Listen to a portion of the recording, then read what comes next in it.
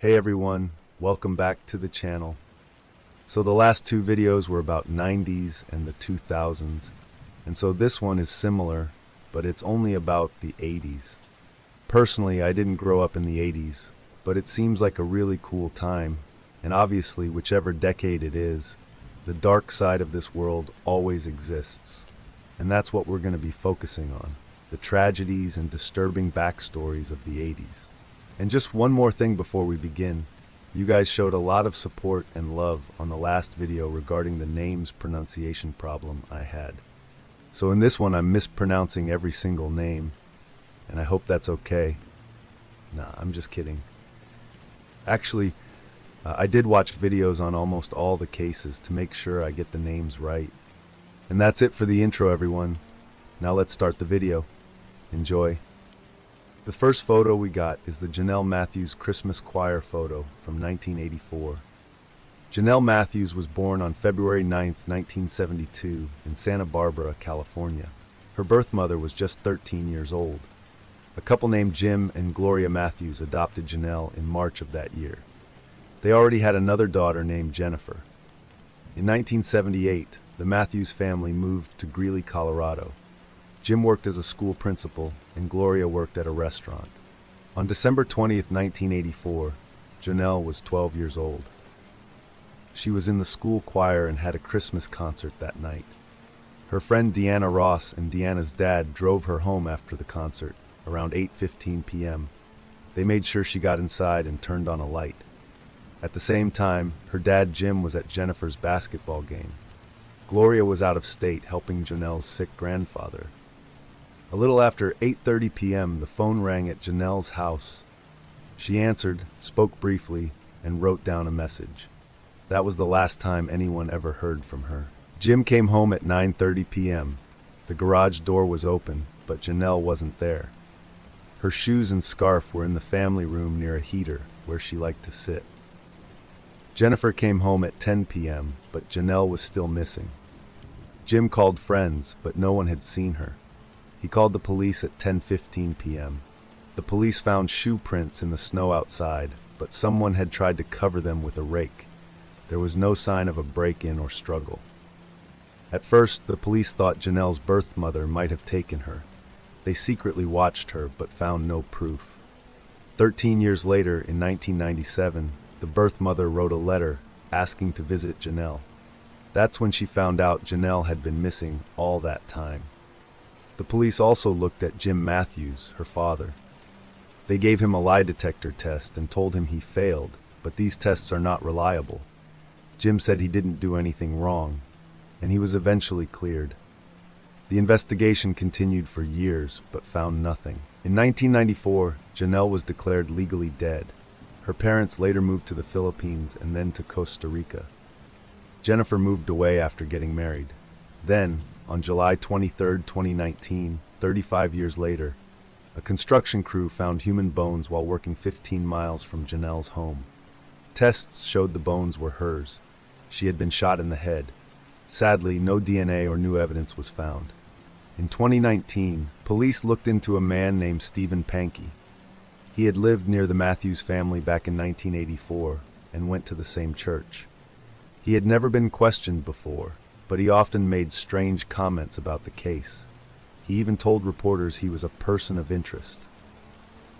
Pankey had a history of odd behavior and trouble with the law. His ex-wife said that the day after Janelle went missing, he suddenly took the family on a trip. He showed a strange interest in news about Janelle, and even asked her to read articles about the case out loud. In 2020, Stephen Pankey was arrested and charged with murder, kidnapping, and lying to police. At his trial in 2021, he was only found guilty of lying to police. But in a second trial held in 2022, Pankey was convicted of kidnapping and felony murder in Janelle's death.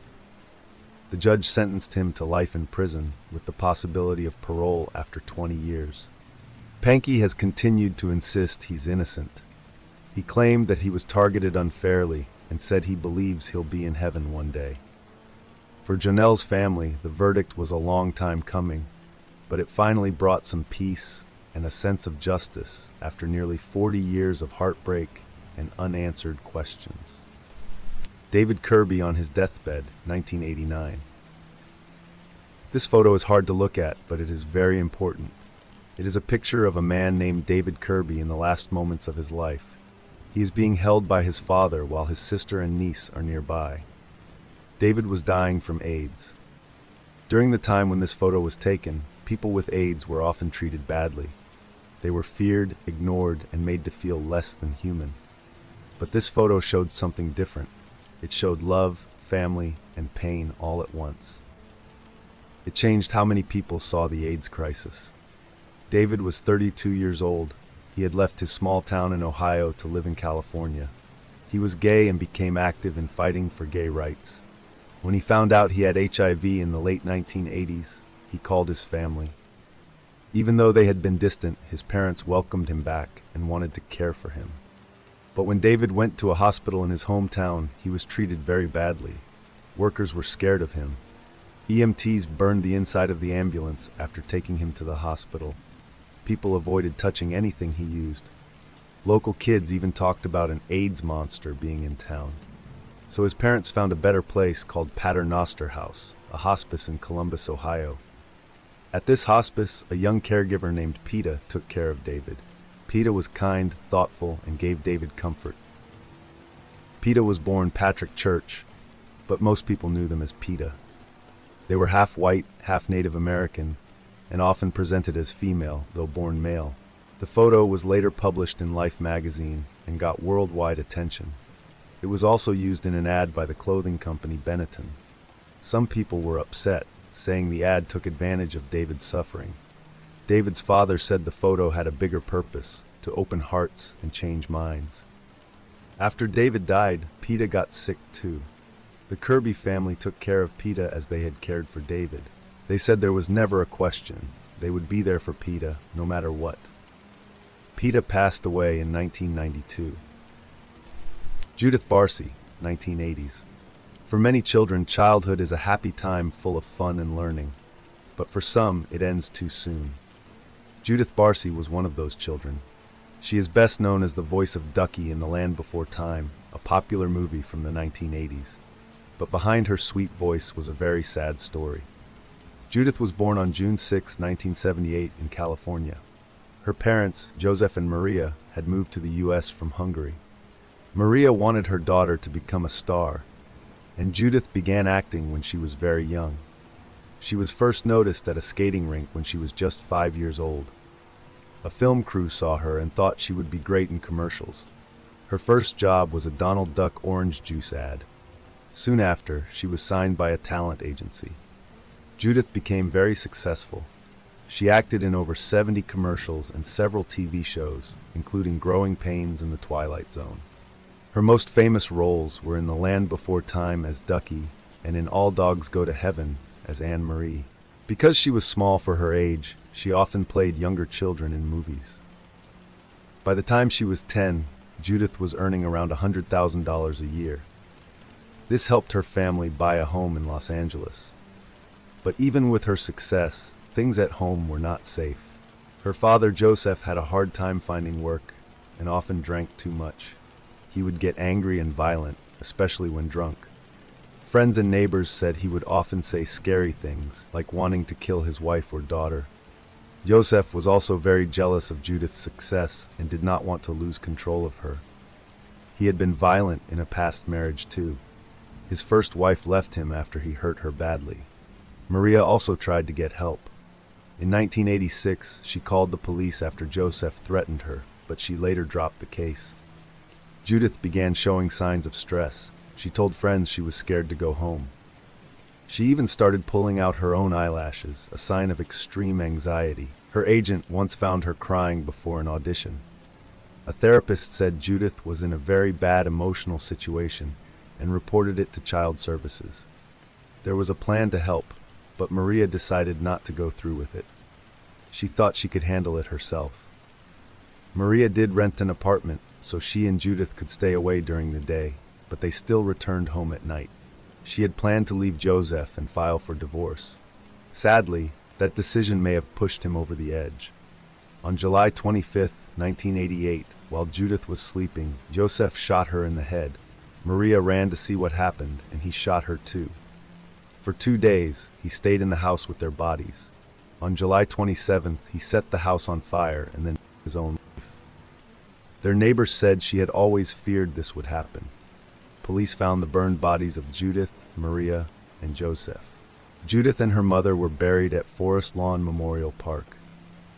Some people blame child services for not acting faster. Others think Maria should have left sooner. Whatever the reason, a young life was lost too soon. The last photo of the Challenger crew, 1986. The explosion of the Space Shuttle Challenger in 1986 was a very sad event for the whole country. 7 astronauts were on board, and none of them survived. It was a heartbreaking moment, especially for their families and friends, but also for everyone who watched it happen. During the 1980s, people were very excited about space travel. Just over a decade earlier, humans had walked on the moon. NASA had launched reusable space shuttles, and many people believed that traveling to Mars and other planets would happen soon. But that hope was crushed when the Challenger exploded just 73 seconds after it took off on January 28, 1986. Many school children were watching the launch live on TV because one of the crew members, Krista McAuliffe, was a school teacher. She had been chosen from 11,000 applicants to be the first teacher in space. She and the rest of the crew were on a mission to put a satellite in space and observe Halley's Comet. A problem with the rocket caused the shuttle to catch fire and explode. All 7 astronauts were killed. The crew members were Francis R. Dick Scobie, Michael J. Smith, Judith Resnick, Ronald E. McNair, Ellison S. Onizuka, Gregory B. Jarvis, and Krista McAuliffe. The event shocked the world. President Ronald Reagan spoke to the nation and shared his sadness. After the explosion, it took weeks for NASA to find the wreckage. The cabin where the astronauts had been was found in the Atlantic Ocean on March 9th, and it was recovered by April 20th. No one knows exactly what the astronauts felt during those last moments. Experts believe they likely lost consciousness quickly after the cabin lost pressure. They likely passed out due to lack of oxygen before the cabin hit the ocean.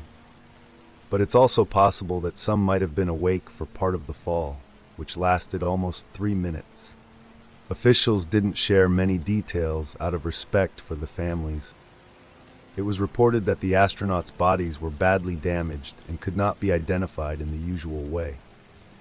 Identification was done by experts at a hospital near Cape Canaveral. The remains of all 7 crew members were cremated and placed together in a single grave at Arlington National Cemetery in Virginia.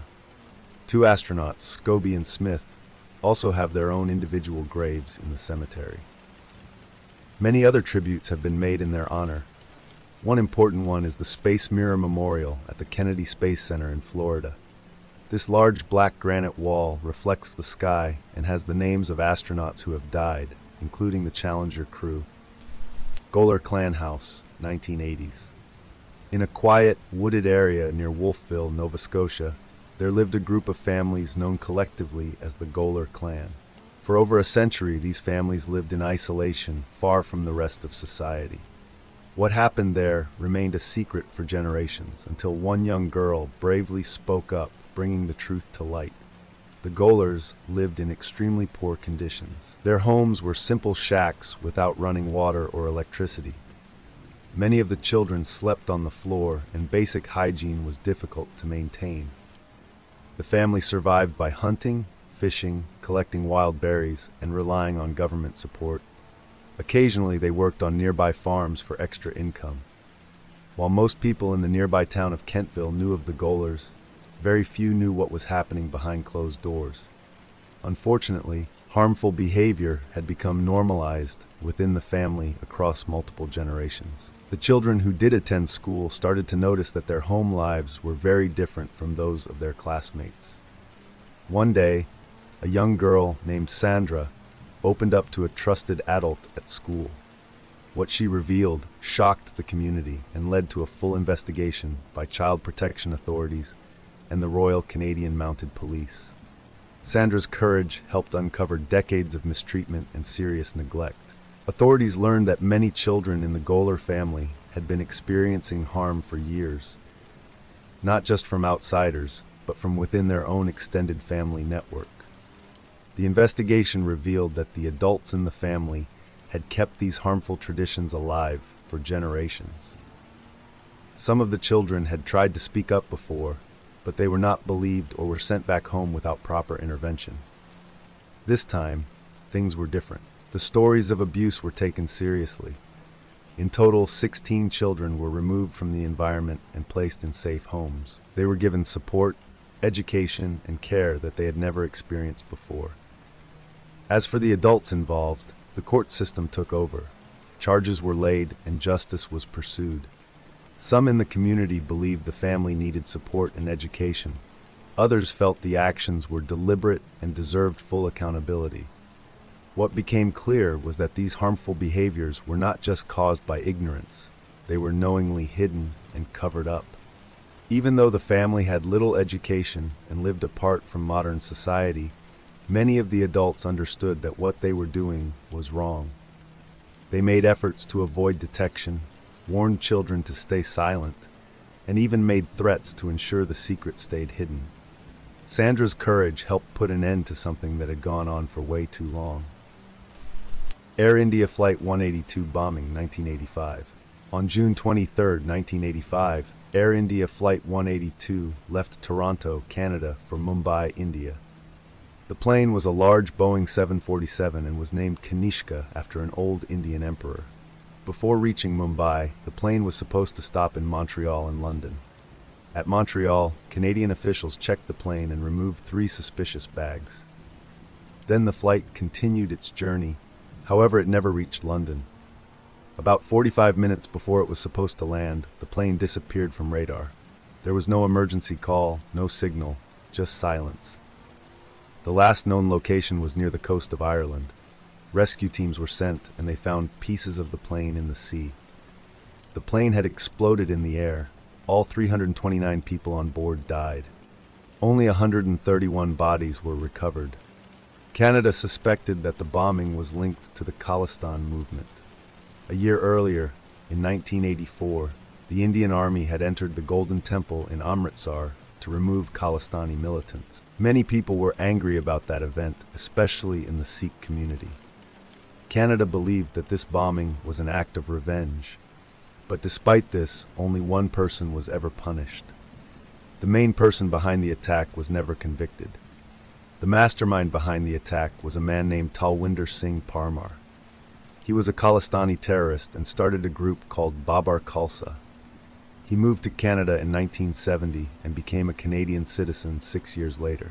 But instead of starting a peaceful life, he used Canada as a base to plan attacks against India. In 1981, Parmar was accused of killing police officers in India. He escaped to Germany but was arrested there. Germany did not send him back to India, and he was later released.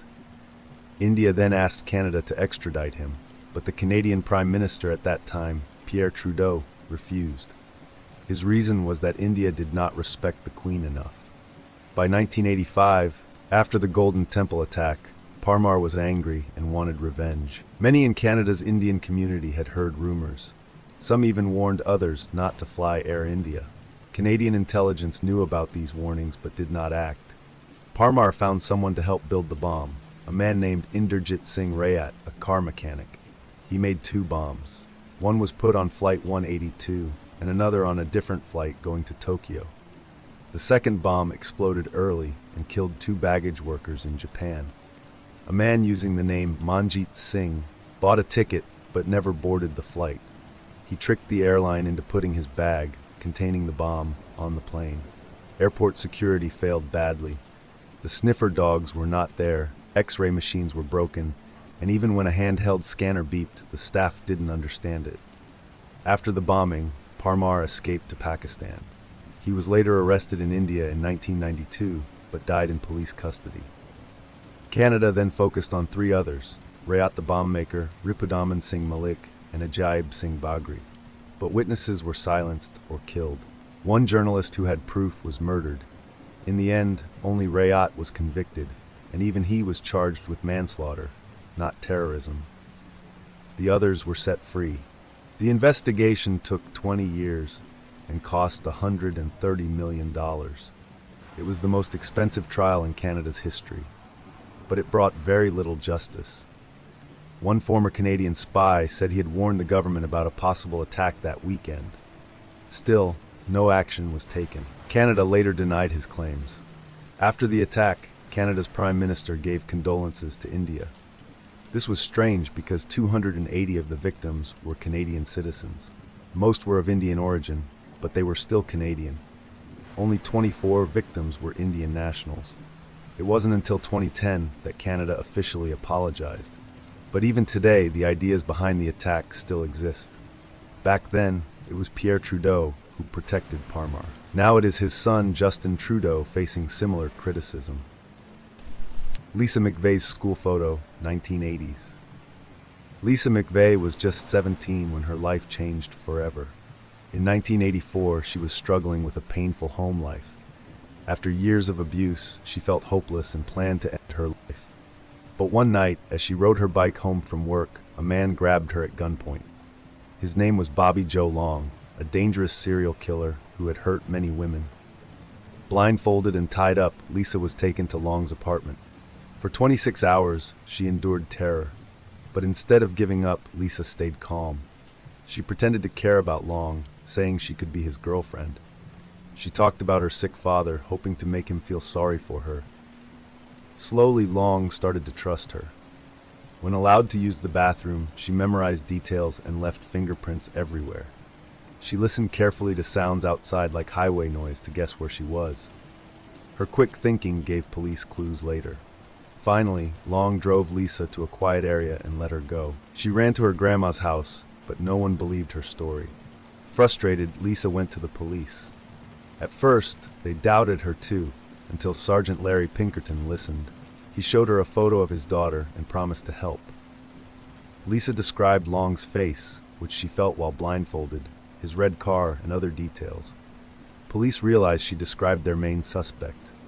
They found Bobby Joe Long, and Lisa identified him from photos. His car matched evidence from crime scenes. Long grew up in a broken home. He faced abuse, health issues, and head injuries as a child. As an adult, he blamed women for his problems, especially after a bad breakup. This anger turned him into a killer. He attacked women in Florida, leaving a trail of fear. With Lisa's help, Long was arrested. He confessed to killing 10 women and hurting many others. In 1985, he got life in prison. Later, he was sentenced to death. Lisa bravely testified against him, determined to stop him from hurting anyone else. After surviving, Lisa chose to fight back, not as a victim, but as a hero. She became a police officer helping others, especially kids and victims of crime. She shared her story to inspire people, showing that even in darkness, hope exists. In 2019, Lisa watched Long's execution. She thanked him for choosing her, saying it gave her strength to live fully. Today, she continues her mission to protect and inspire, proving courage can change lives. Yearbook photo of Lori Show, 1989. This case is about a girl named Lori Show. It happened in 1991 in Lancaster, Pennsylvania, a quiet town that hadn't seen a murder in 10 years. Lori was just 16 years old. She was in 10th grade at Conestoga Valley High School. Lori was kind, helpful, and very caring. She loved her family, went to church, and even helped other students with their schoolwork. Sadly, her life ended in a terrible and shocking way. On the morning of December 20th, 1991, Lori's mom Hazel left the house early. She had a meeting with Lori's school counselor. Lori stayed behind to get ready for school, but when Hazel got to the school, the counselor never showed up, so Hazel went back home. As she returned, a neighbor said they had heard strange noises from their apartment. Hazel didn't think much of it, thinking maybe Lori was just playing loud music. When Hazel got inside, the lights were on, but the house was quiet. She called out for Lori, but no one answered. She looked around and found Lori in her bedroom. Lori was lying in a pool of blood with a rope around her neck.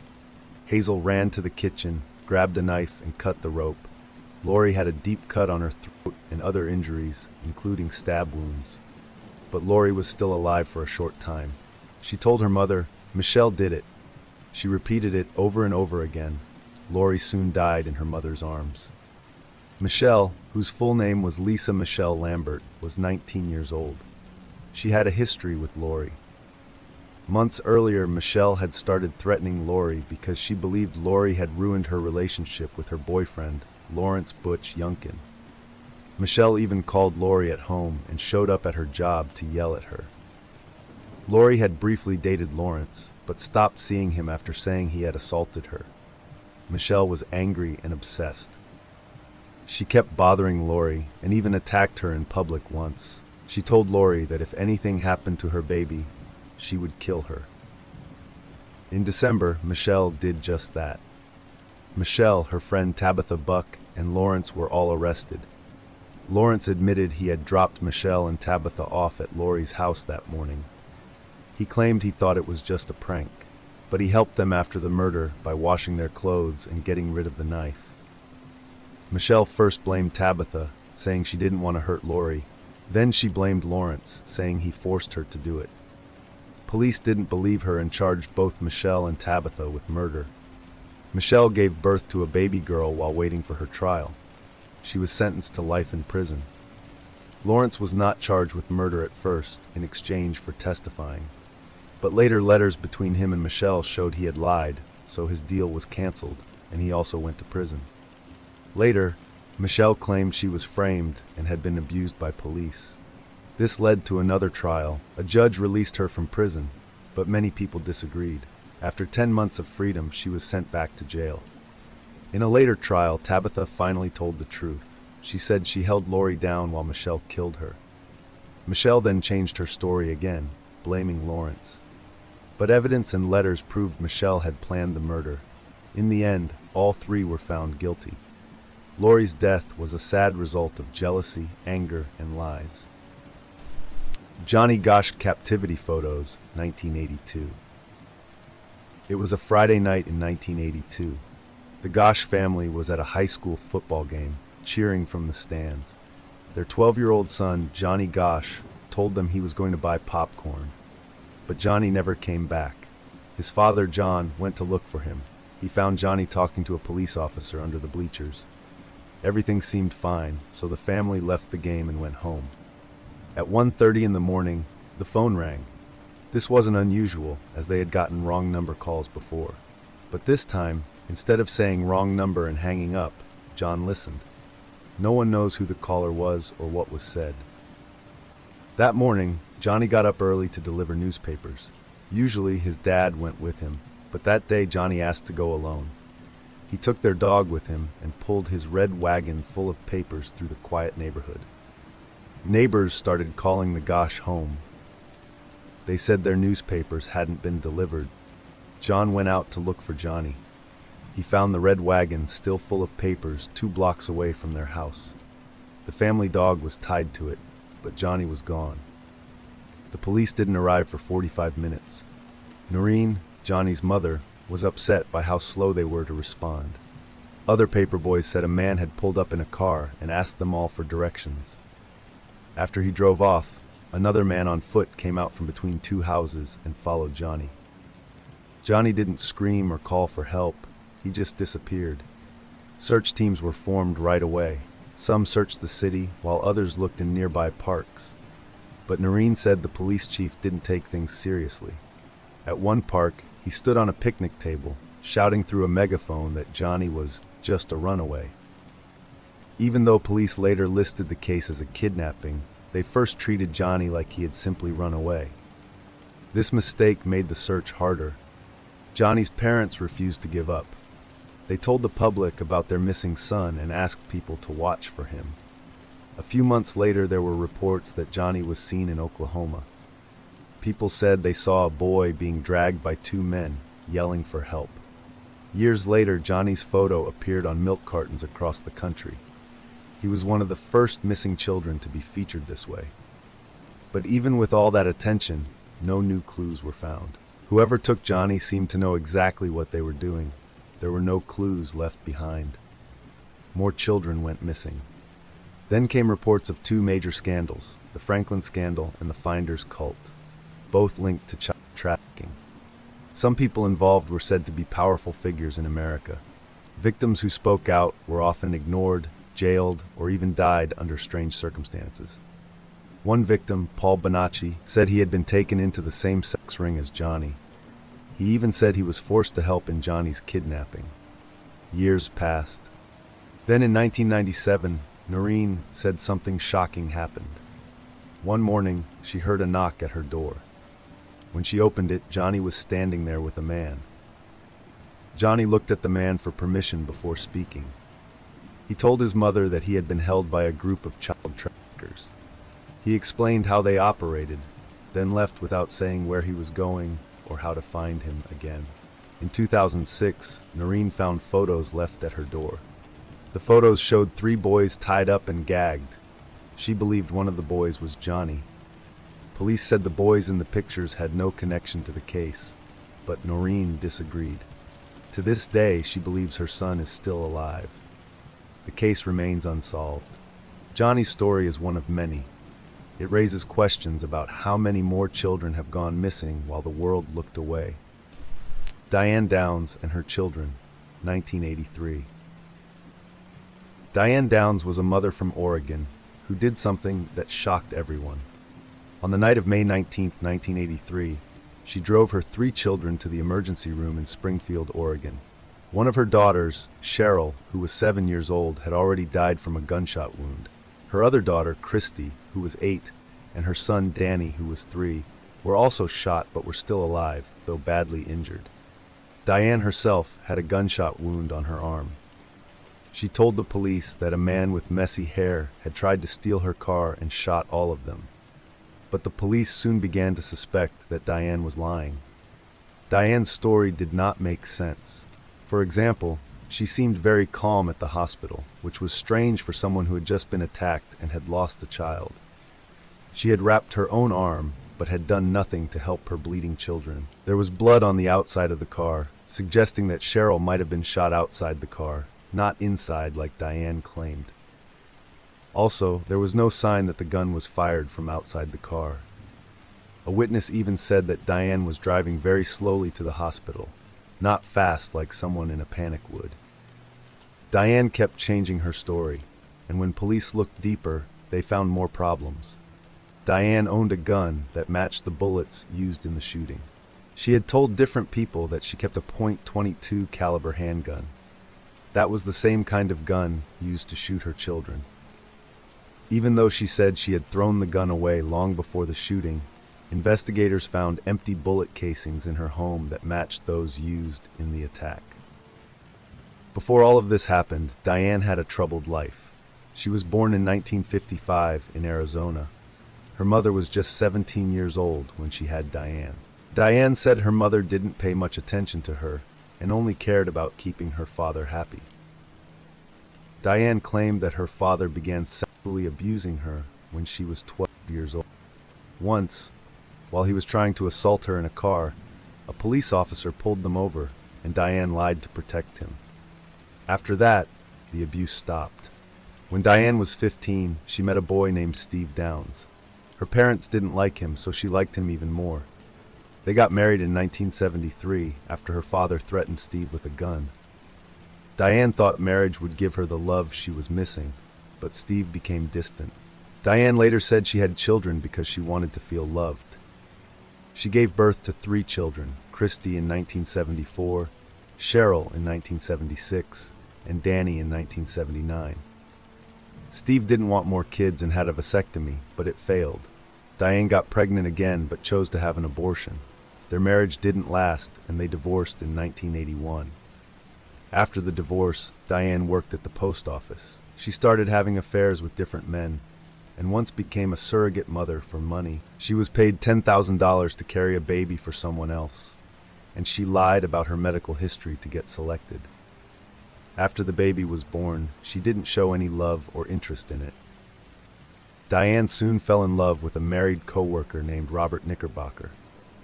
He told her he would leave his wife, but he never did. He also told Diane that he didn't want children. Diane began to think that her kids were the reason Robert wouldn't be with her. Some believe this led her to plan the attack on her own children. During the investigation, the police became more and more convinced that Diane had shot her kids herself. When they brought her in to reenact the crime, she laughed and joked around, which shocked the police.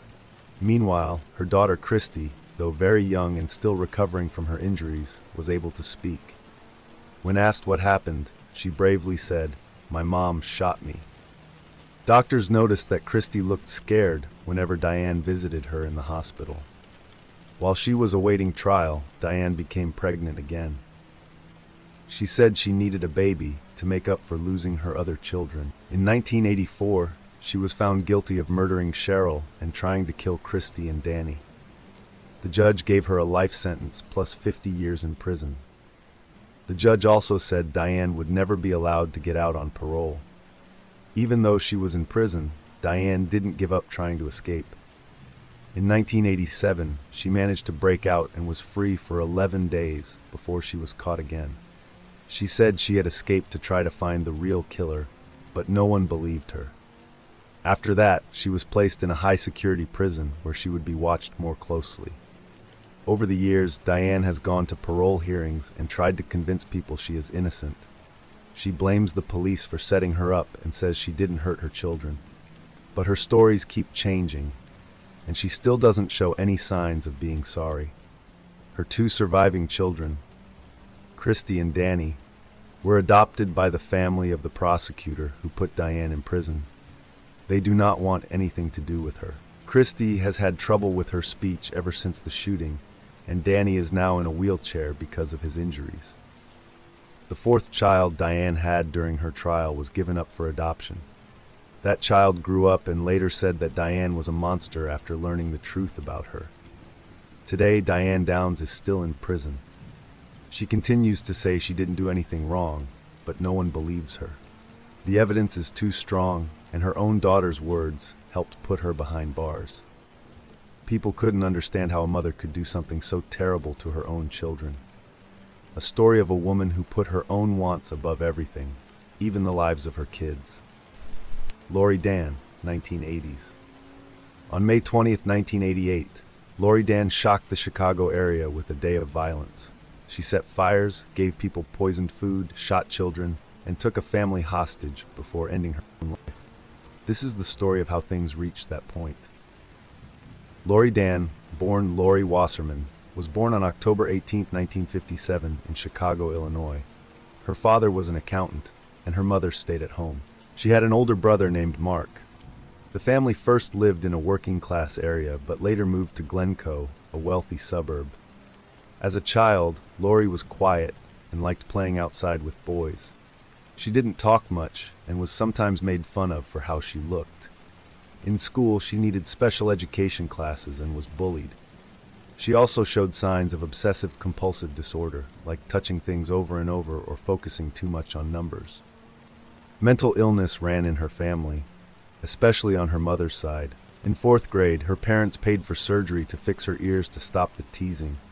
Later, she got a nose job. These things helped a little with her confidence, but she still felt insecure, especially when compared to her smart and successful brother. Lori didn't do well in school. She had low grades and trouble keeping up. In high school, her first boyfriend only dated her as a joke, which really hurt her feelings. After that, she started having more serious relationship problems. She got into college with her parents' help and started studying at Drake University in Iowa to become a teacher. Later, she moved to Arizona State University. While there, she became obsessed with a medical student named Stephen Witt. She followed him around and became very jealous when he talked to other women. He broke up with her after a few years because she was too clingy. Lori dropped out of college and moved back to Chicago. She got a job at a country club and met Russell Dan, a wealthy man who worked in sales. They got married in 1982. At first, the marriage seemed okay, but Russell started noticing strange behaviors. Lori would tap her foot at red lights, jump over cracks in the sidewalk, and leave things messy. These were signs of her OCD, which she hadn't told him about. Over time, Lori stopped cleaning the house, left spoiled food out, and acted more oddly. Russell tried to help her, but nothing changed. In 1986, after they separated, Russell was stabbed while sleeping. The police couldn't prove it was Lori, but she had just bought an ice pick. They divorced in 1987, and she got $125,000 from the settlement. Meanwhile, Stephen Witt began getting scary letters and phone calls from someone pretending to be pregnant with his child, likely Lori again. She moved back in with her parents and began babysitting, but the families complained. She damaged their furniture, stole things, and racked up bills. Her father kept apologizing and paying people off. In 1988, Lori moved to Wisconsin and pretended to be a college student. People started calling her the elevator lady because she rode elevators all night. She acted very strangely, throwing garbage around, putting raw meat in furniture, and even walking around the dorms naked. In April, she started sending death threats again to Stephen. This time, the police and FBI got involved. They found out she had legally bought several guns. The police tried to take them away, but her father said she needed them for protection, even though she was the one causing trouble. On May 19th, Lori was found sleeping naked in a garbage room. The next day, May 20th, 1988, everything got worse.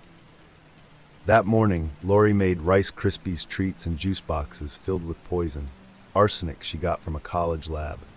She delivered these to several homes and college fraternities. Luckily, most people didn't eat or drink them. She then picked up 2 boys she used to babysit, telling their parents she'd take them to the fair. Instead, she gave them poisoned milk. The boys didn't drink it because it tasted strange. After that, Lori went to Ravinia Elementary School with a container of flammable liquid. She lit a fire inside, but a teacher quickly put it out. She then tried to enter a daycare center but was stopped. Later, she went back to the home of the 2 boys. Their mother, Marion, asked if she wanted to stay while she did laundry. Lori said yes. Inside the house, Lori poured gasoline on the stairs and lit it on fire while everyone was in the basement. She locked the doors and left. Marion saw the fire and got her kids out through a small window. They survived. Next, Lori drove to Hubbard Woods Elementary School in Winnetka. Around 10:25 a.m., she snuck in through a side door. She entered a classroom where kids were taking a bike safety test. The teacher thought she was a visitor and gave her a test to fill out. Lori left the room, then pulled a boy into the bathroom and shot him. But he survived. When 2 other boys tried to help, she shot at them too, but the gun jammed. Then she went back to the classroom and opened fire, killing 8-year-old Nicholas Corwin and injuring others. She ran from the school, crashed her car, and ran into a random house. Inside, she held a family hostage for several hours. One of them, 20-year-old Philip Andrew, tried to calm her down. She shot him, but he survived. Finally, Lori went upstairs and took her own. Lori Dan was 30 years old. Nicholas Corwin's funeral was attended by over 1,500 people. After the tragedy, police searched for a clear reason why Lori did this, but they found no note. She had been on medication, and her dorm room was a mess. One article found in her room was about someone who shot themselves to cure OCD. In the end, Lori Dan was a woman with serious mental health problems who never got the right help. Many people had seen signs over the years, but no one was able to stop her before it was too late. Murder of Dorothy Stratton, 1980. Dorothy Ruth Hoog Stratton was born on February 28, 1960, in Vancouver, Canada. Her parents, Simon and Nellie, were originally from the Netherlands. Dorothy had a younger brother and a younger sister. She didn't really know her father, as she was mostly raised by her mother. In 1977, while working part-time at a Dairy Queen during high school, Dorothy met Paul Snyder. Paul was 9 years older than her. He worked as a club promoter and business manager for sex workers. Dorothy and Paul started dating. In 1978, he even took her to her high school prom. That year, he sent some revealing photos of Dorothy to Playboy magazine. The magazine was interested in her, and she soon moved to Los Angeles to explore new opportunities. Paul followed her a couple of months later. Dorothy began using the name Dorothy Stratton. She did well with Playboy, and in June 1979 she married Paul, even though many people, including Playboy founder Hugh Hefner, were against the idea. Hefner liked Dorothy and didn't trust Paul. Many people felt Paul was not right for her and would only hold her back. Dorothy became Playboy's Miss August 1979 and worked as a Playboy bunny in Los Angeles. With Hefner's help, she started getting small acting roles in TV shows like Fantasy Island and Buck Rogers. Around this time, Paul was acting as her driver, acting coach, and part-time manager. In late 1979, Dorothy met a film director named Peter Bogdanovich at a party. They began a romantic relationship. Peter cast her in his movie They All Laughed, which was being filmed in New York. Dorothy told Paul he couldn't come to the set because only the cast and crew were allowed. In March 1980, she went to New York and began working on the movie. The next day, she and Peter became intimate. In April, Dorothy returned to Los Angeles for some work with Playboy. She was named Playmate of the Year on April 30th and even appeared on The Tonight Show. In May, she went on a promotional tour in Canada. During that time, she wrote a letter to Paul asking for more freedom in their marriage. Paul was very upset by this. Dorothy's trip ended in Vancouver, where she planned to rest with family. Paul went there too and convinced her to make nightclub appearances. He kept the money from those events for himself. They fought a lot during the trip.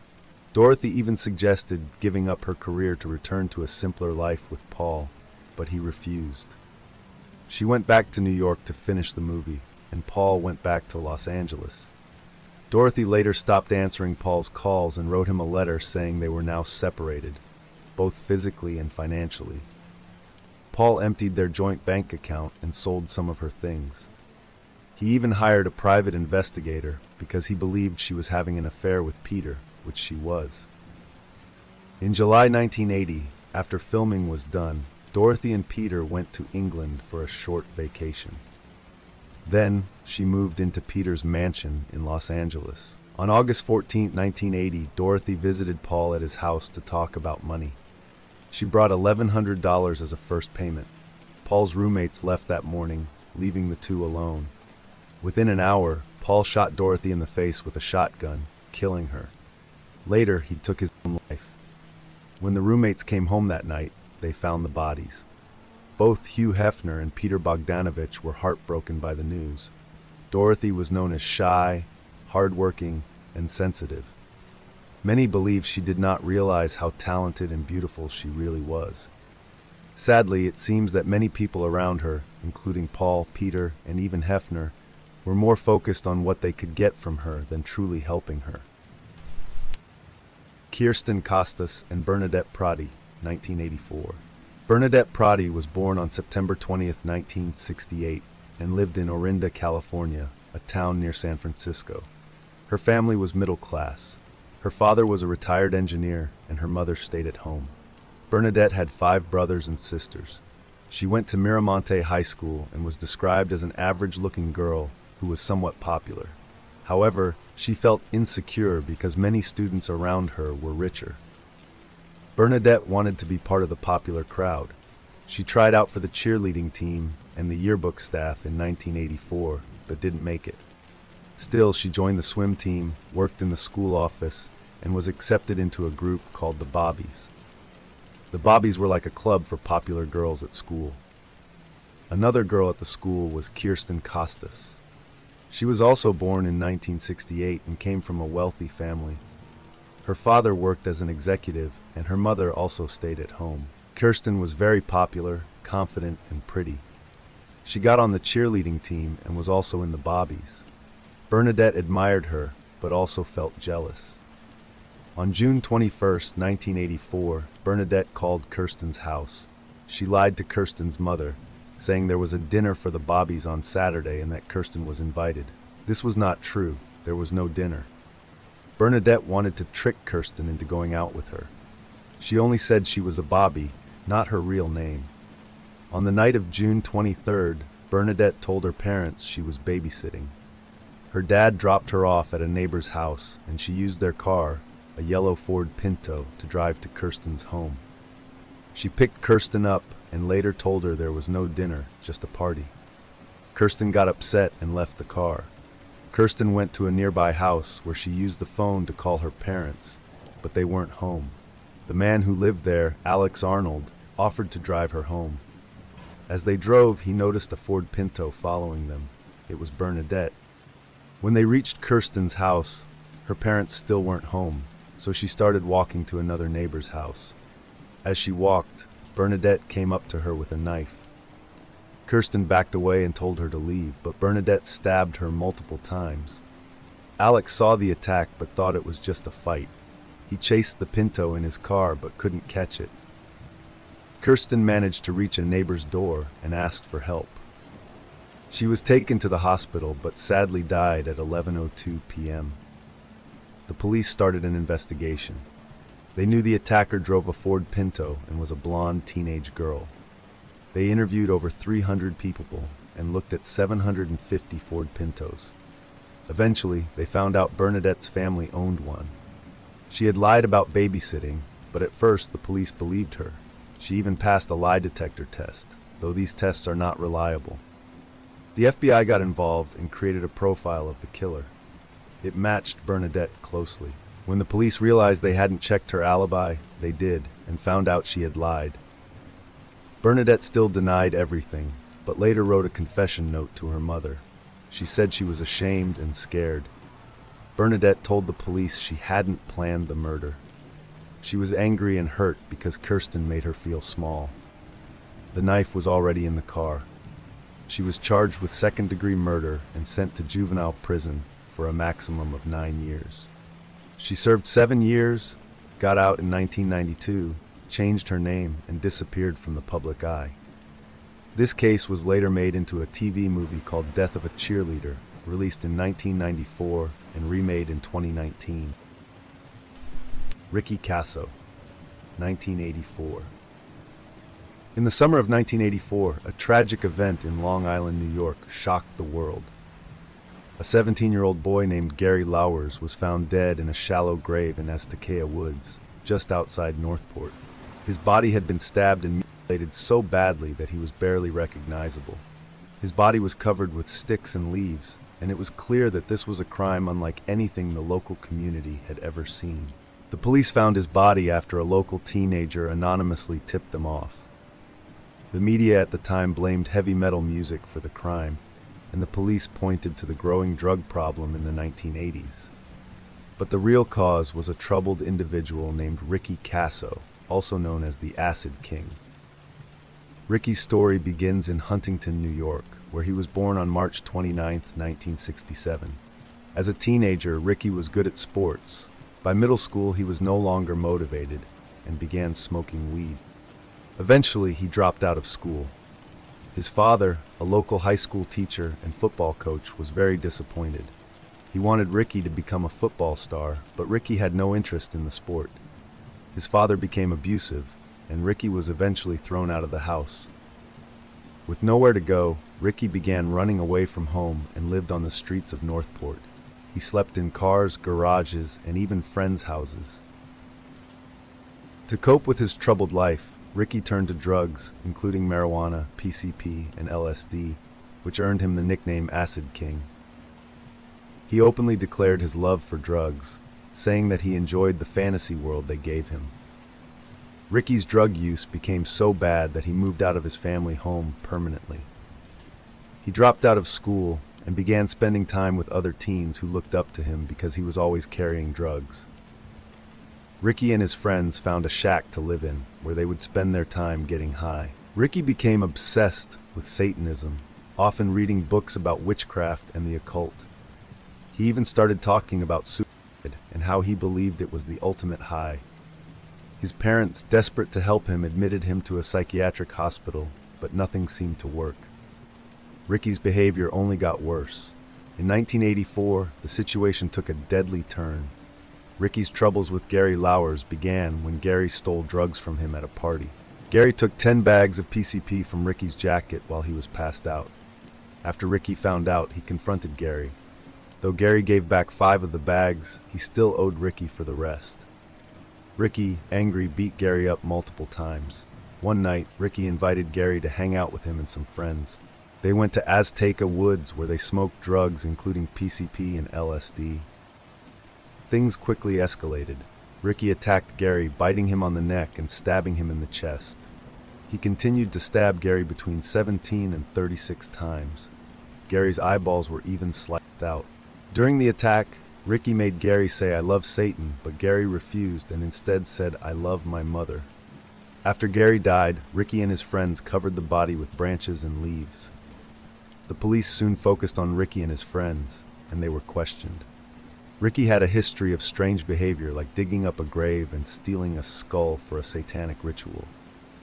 Ricky even told the police that he heard a black crow while he was attacking Gary, which he believed was the devil helping him.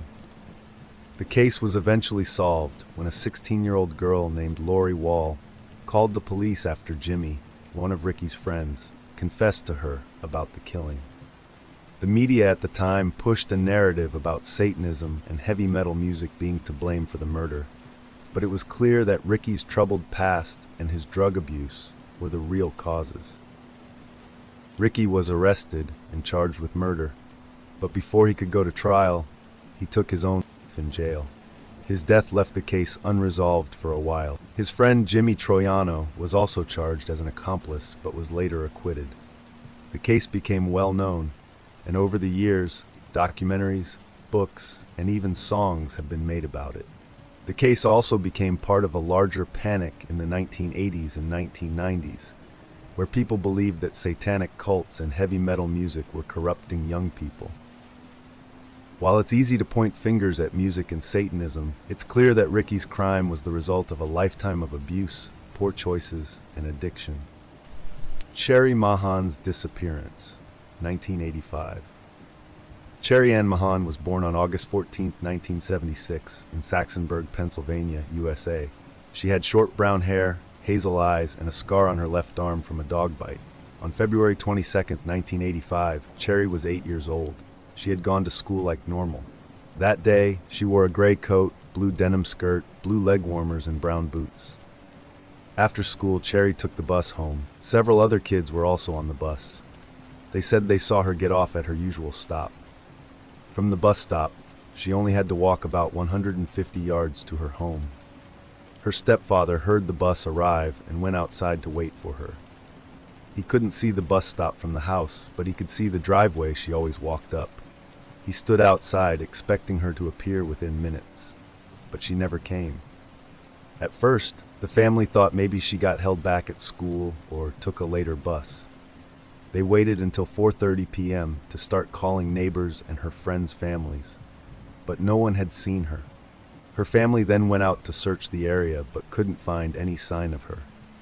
By that time, it had only been about an hour since she got off the bus. They reported her missing to the police very quickly. Several students on the bus said they noticed a strange van following the bus. It was described as a 1976 Dodge van, either blue or green. What made it stand out was a large picture on the side showing a skier wearing red and yellow clothes on a snowy mountain. It was a very unique image, which is why people remembered it so well. A woman who was waiting nearby to pick up her own children also saw Cherry get off the bus and walk in the direction of her home. She also saw the strange van. Another small blue car was seen around the same area, but no one knows if it was involved.